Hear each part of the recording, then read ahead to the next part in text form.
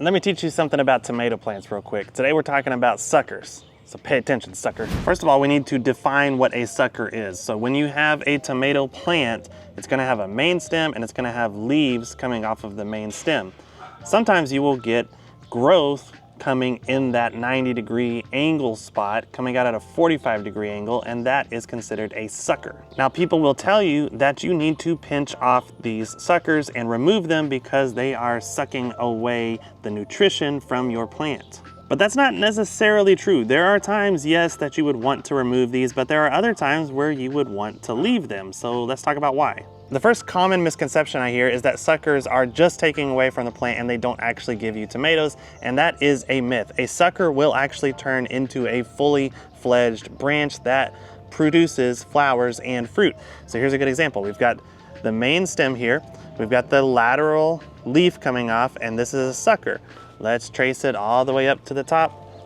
And what do we see? We see flower buds developing. So the first question you want to ask if you are planning on either pruning a sucker off or leaving it is, do I want a fully fledged tomato branch in that spot? To answer that question, let's go back to this original tomato plant we were looking at. Okay, so this sucker was growing out right here, and it was growing at the same angle as the main trunk of the tomato plant. And I did not want a competing branch going the same direction as this leaning main stem of the tomato plant, so I decided to prune it off.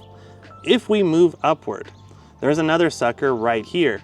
And if we zoom out a bit, this tomato plant needs some more branches going this direction because it's kind of empty over in this space. So I've decided to leave this sucker on, allow it to fill out this space on the left side of this tomato plant, so that way I will have more production over there.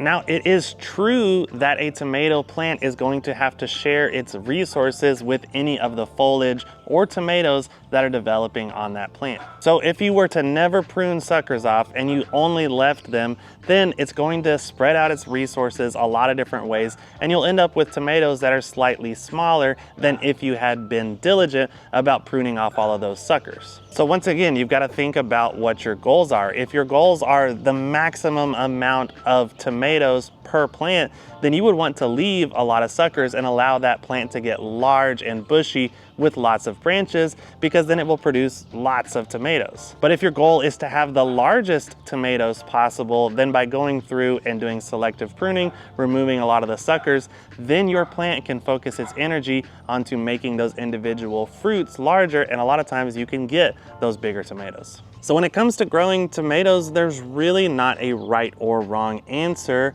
when you are asking, should I prune those suckers off or leave them? Because it's really just a matter of personal preference. Now, I will leave you with one bonus tip to end this video. If you do decide to prune off a sucker, like I'm going to do with this one right here, if you wait till they're about 6 to 8 inches long, like this, you can actually drop this in some water and it will root, and you've got a whole new tomato plant from a sucker.